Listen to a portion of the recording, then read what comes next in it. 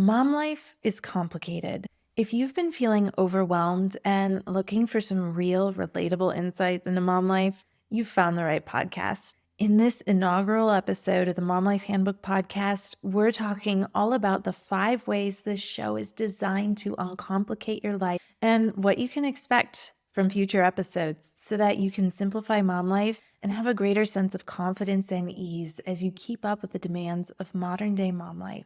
If that's what you need of more in your life today, you're in the right place. Let's simplify things together. Welcome to the very first episode of the Mom Life Handbook Podcast. I'm your host, Erin Christopoulos, and I have to tell you, this show has been months in the making, but I'm so glad that we're finally here, and the journey to really figure out what kind of show would feel the most helpful and supportive to modern day moms has been so eye-opening and refreshing. So I've really come to embrace the journey to get here, and I'm glad that the day has finally come that I can share this with all of you. It's really my goal to make sure that this is a podcast that you can rely on to provide a unique perspective. I first and foremost don't want this to be a show that's just about parenting. I'm definitely not here to gripe, although I think that keeping it relatable is really important. I also don't want to keep this textbook or formulaic. I think that we really have to start having open, honest, authentic conversations about mom life in order to really help build your confidence and help you shape it into something that you truly love and feel like it's your own. I'm also not interested in complicated episodes that take 45 minutes to listen to. I want these to be shorter, more bite-sized episodes that you can listen to on the go because I know that you're really busy. Your time is precious and I want to make the most of it. And I'll share a little bit more about my take on mom life as we work through this episode, but I think that it's really important to note that what I was really clear on is that I wanted to keep things practical, actionable, encouraging, and transformative. I want this to be a show that's worth your time, that you really feel like you get something out of every episode that makes a difference in your everyday experience as a mom. To give you a little bit of background on how I started Mom Life Handbook and the intention that's behind it, I had been a teacher for years before I became a mom. And I was a leader in not only my building, but in the districts that I was a part of.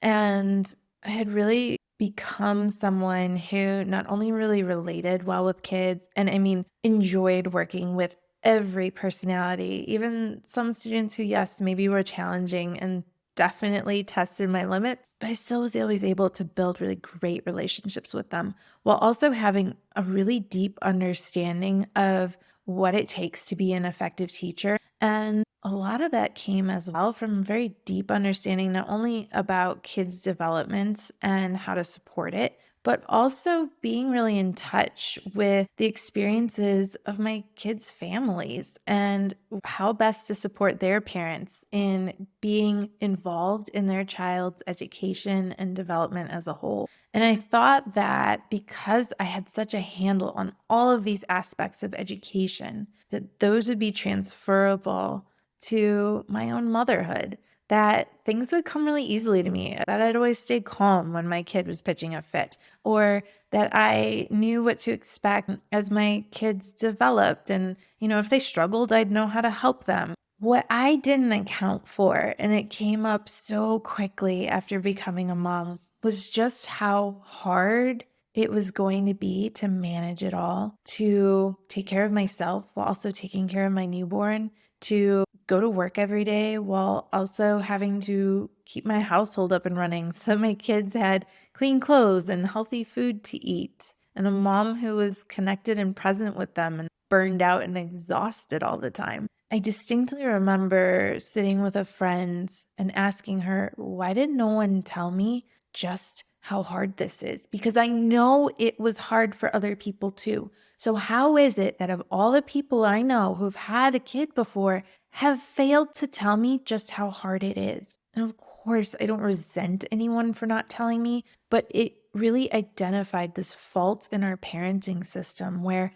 we just don't talk about the challenges of motherhood in a constructive, supportive way. We don't offer each other the insights in a way that's accessible or adaptable. I think there's plenty of information out there on what's the right way or the wrong way to parent. What we're missing, though, is that sense of support without judgment. I think that we really need a place where we can go to where we feel seen and validated and supported in our experiences, while also being given the resources, the strategies, and the tools that actually help you make the changes that you need in order to feel more effective as a mom. I want to be a source of support that helps you navigate mom life while also encouraging you to create your own experience that fits your personality, your values, your lifestyle, and your family dynamic. There's no one person who can just tell you what to do, but I do believe that you can be given the support you need in order to make that happen. And we're going to dive into that so much over the course of all the episodes in this podcast. But I think that will even shine through as we talk about how you can get started with uncomplicating your own life as a mom. To give you a little bit more context about why I feel so strongly about this, in my nearly 15 years in the classroom, I specialized in intervention for students. It was my job to identify students who were really struggling in the classroom and figure out what it was that they needed in terms of support, whether that was academic support or behavioral support, and then provide it to them in order to really tease out, is there some gap in their learning that we need to support? Or is there a developmental delay that hasn't been identified? Or is there really something bigger at play, like a health impairment or learning disability that's preventing them from making progress in the classroom? And in the course of my time specializing in intervention, I really learned that there's never an effective one-size-fits-all approach, and that the real magic in education is learning how do we contextualize what our kids need to learn in a way that is accessible to them and really clicks with their personality, their learning style, capacity to learn. And everyone can be uniquely supported. And I really believe that that needs to be made available in the parenting space as well. I don't want to just be a source of more information for you. I really want you to learn about yourself as an individual and learn how to take parenting advice and learn how to take all the information that's available to you out there and contextualize it to your own life and really adapt it and make it work for you. So you're going to find that everything that I ever create for Mom Life Handbook is something that you can really personalize and make your own. I also want to give you permission that you can learn with an open mind, but also recognize when something isn't right for you. You can't always take on everyone else's ideas and expect that they're going to be a good fit. But I do hope that in our time together, you see the ways that these ideas, concepts, and approaches really can be malleable and fit in a way that feels really supportive and betters your life as a mom. With all that said, let's dive into the ins and outs of how this show is specifically designed to help you discover the approaches that do feel supportive and right for you so that mom life feels more intentional while also learning how to become more self-compassionate, confident, satisfied, and even joyful in your day-to-day experience, not only as a mom, but who you are as an individual as well. I think one of the most important ways that all of us can uncomplicate our lives is to bring in more intention. It's so important that you preserve your energy and sanity for what matters most because, especially as a parent, your time is precious. It matters how you spend it. I think largely that's why I want to make sure that these podcast episodes are on the shorter side so that you can easily listen to them in the little pockets of time where you find yourself doing some cooking or cleaning or you're commuting so that you can really get the most out of your effort while also making progress at the same time. I want you to use this podcast as your opportunity to learn how you can bring more intention to your life so that you become less reactive. I think that when we're constantly living in this place of just reacting to everything that's going on around us in our busy lives, we really struggle to focus on prioritizing and focusing on what matters most. When we flip that approach and bring more intention to how you do things, you end up saving time, feeling less overwhelmed in the long run. And those are what really help you feel more in control of your everyday life. And because you feel more in control, you start to notice ways you can become more proactive. And all of these really do help you become less reactive over time. And I think so many of us are trying to do so much and we're so well intentioned. And when those expectations fall short, it's only natural to feel reactive.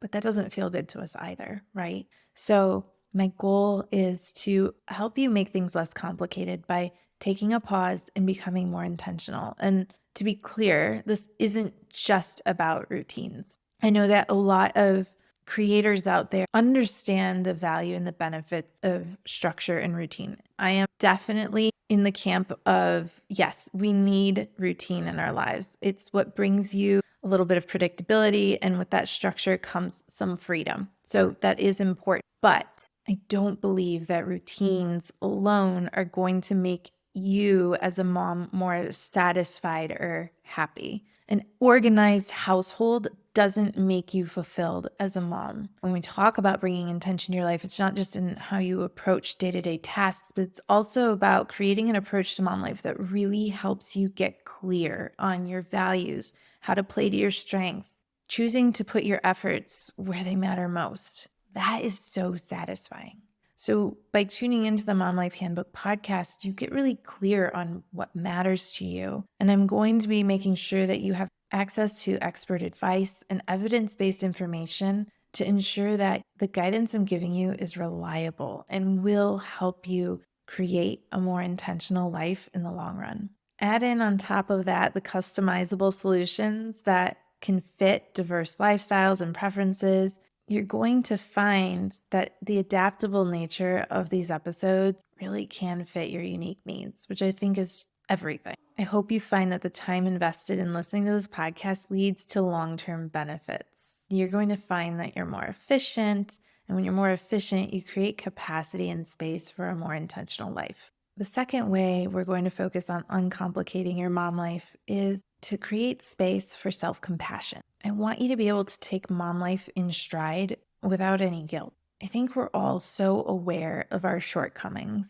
and we don't give ourselves enough opportunity to practice self-compassion. We're constantly walking this tightrope where we're trying to balance work and parenting and our personal life and managing our households. And that's a really hard balance to strike. I really view self-compassion as that safety net that can catch us when we inevitably do fall. So you're going to find that this podcast extends beyond just your role as a mom and addressing your overall well-being and personal growth, because they all come into play when it comes to making sure that you do have a sense of balance and that you also have a really good sense of where and how you can support your shortcomings so that you feel more confident and less hard on yourself.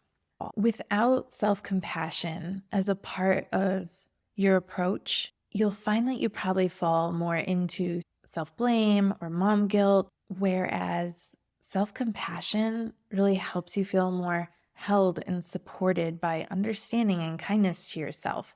And that allows you to get back up and continue with more confidence.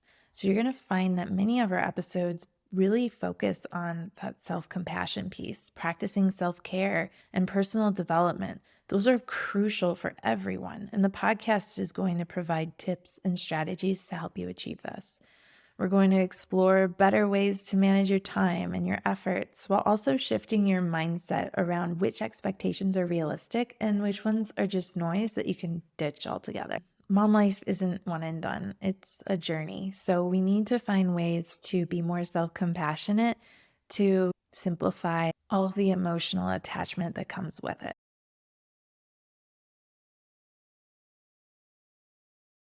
I also want you to find this podcast as a place that really builds your confidence. I want you to learn how to listen to your inner voice and make decisions that are right for you and your family. I love the name Mom Life Handbook because I had so many people that would tell me when I first became a mom, like, oh, well, like being a parent doesn't come with a handbook. And I'm thinking, like, well, you know what? It really should.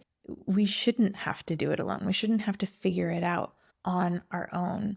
But there is going to be this point where if you don't have something to go off of, you end up in a place of a lot of self-doubt. Without a handbook, we're so often left wondering, am I even doing this right? We experience so much self-doubt when faced with the challenges of being a mom. And I want this podcast to be a place where you hear relatable stories and that the content feels really supportive in a way that you can really start to recognize through reflection that you're actually right on track. You're exactly where you should be. And I want you to start feeling more confident in your decisions as a result. There is so much comparison and criticism too, especially in social media, that I want this podcast to offer a more shared experience in learning through the process. I want you to know that this is a place where mistakes are welcome, that we aren't focused on perfection, we're focused on progress. And you're going to find that your own experiences are going to shape who you are as a mom. So I want you to really take what you hear in this podcast, use it as your opportunity to reflect and to really get to know yourself on a deeper level. That reflection, that practice is really going to help you understand yourself so clearly and help you become more confident that, you know what, you're actually doing so much right and you've made so much progress over time, and your progress is going to continue as you move forward. And that is filled with so much hope and helps you feel more capable in taking on the complications that are thrown your way every day as a mom. Something else that I want to do to ensure that you feel more confident is give you the tools that you need that are going to feel practical so that they're really accessible and convenient to use and will fit into your busy schedule. But I also want to teach you things like, how do you set boundaries effectively without feeling guilty about it? Like, how do you really feel good about that on the inside? How do we cut out the second guessing? How do we listen to our intuition? These are all things that are going to lead to so much more confidence for you as a mom. The fourth way I want this podcast to support you in simplifying mom life is to help you feel more satisfied. I want you to create more time and space for what really matters most. When you get more intentional about where you spend your time and energy, you find that you have a greater capacity to balance out your efforts. This show is going to help you reframe the concept of mom life balance and whether it's really attainable. I want to lend the perspective that helps you shift your mindset toward what really matters most so that you can pull out of the mess, the messiness of mom life and have a sense of calm amidst that chaos.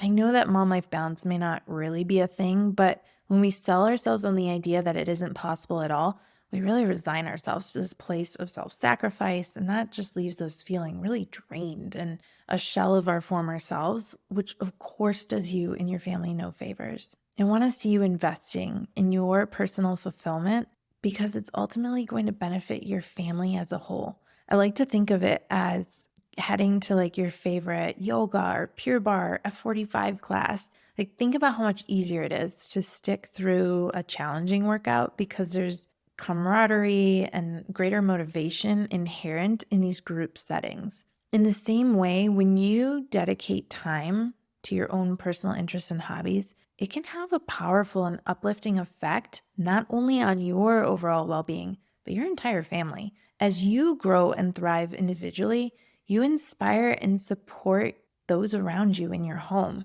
and ultimately contribute to a more harmonious and joyful family environment. It's really hard to accomplish that when you aren't thriving yourself. So I really want to help you get a clear idea of the mom life that you want to have and how to get there.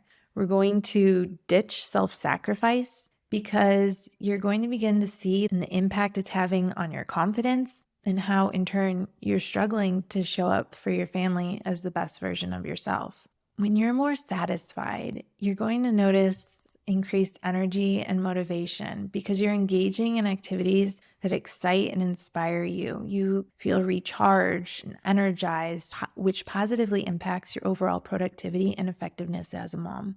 You also will find that your self-esteem and self-worth increase as well. When you prioritize your interests and passions, you're sending a powerful message to yourself that you're valuable and deserving of care and attention. And when you really believe that about yourself, you're improving your mental well-being. Taking time for yourself helps reduce stress, anxiety, burnout, and all of that leads to improved mental health and a more positive outlook on everyday life. I want you to learn how to carve out some time and energy for what fuels you. Because when you do that, you create the capacity to balance out mom life between who you are as an individual and your role as a mom, which is so important. And you're going to find that as a result, your relationships will be stronger. When you are happier and more fulfilled, it reflects in your interactions with your loved ones and helps you foster deeper connections and promote healthier relationships. And of course, when you take time to do things that help you feel more satisfied, you're showing your kids positive examples of the importance of self-care, the importance of making time for your personal interests. It really teaches your kids the value of a well-rounded life and encourages them to prioritize their well-being in the future as well. Lastly, I really want this show to help you live a more joyful life. Prioritizing joy as a busy mom, you might feel overwhelmed by the darkness of all the stress and exhaustion, just all the hard of mom life. By finding ways to embrace joy, it's like flipping on the switch and lighting up the space around you. Having that light in your life makes it easier to navigate the room, see the beauty of your surroundings, and share that warmth with those around you. By finding ways to bring more joy into your life, you'll continue to see improved mental and emotional well-being, better relationships, increased resilience that helps you navigate the challenges and setbacks, and will actually help you be more productive and feel more creative. When you make room for joy, you often find yourself more focused and inspired and motivated to tackle tasks and projects. And of course, there's always the law of attraction. When you are vibrating at a higher level, the people around you are going to be attracted to that and vibrate higher as well. So you'll really see the difference when you focus on bringing joy into your life, how your home and your family will feel more joyful as well. By tuning into the Mom Life Handbook Podcast, I hope you find that your life transforms. I hope as you begin to tune in to the episodes of the Mom Life Handbook Podcast that you really see the ways in which it's transforming your life. It's my hope that you become more intentional so that you preserve your energy and sanity for what matters most, that you're more self-compassionate because you're able to take mom life in stride without the guilt, that you're more confident because you know how to listen to your inner voice and know how to make decisions that are right for you and your family, that you're more satisfied because you create time and space for what really matters most, and that you're more joyful so that your high vibration attracts even more good into your life as a mom. And remember, I want this podcast to become your go-to place for becoming a more intentional, self-compassionate, confident, satisfied, and joyful mom. And trust me, you deserve every bit of that happiness. And if you're ready for more of the podcast, episode 2 is already waiting for you. We'll get into the struggles of balancing your busy schedule and how to know when it's time for a change. So trust me, you don't want to miss that one. Thank you so much for taking time out of your busy day to tune in. It means so much to me to be a source of support in your life. And as we wrap up this week's episode, remember, mom life is complex, but it doesn't have to be complicated. Here's to leading with purpose and intention as you simplify mom life in the week ahead.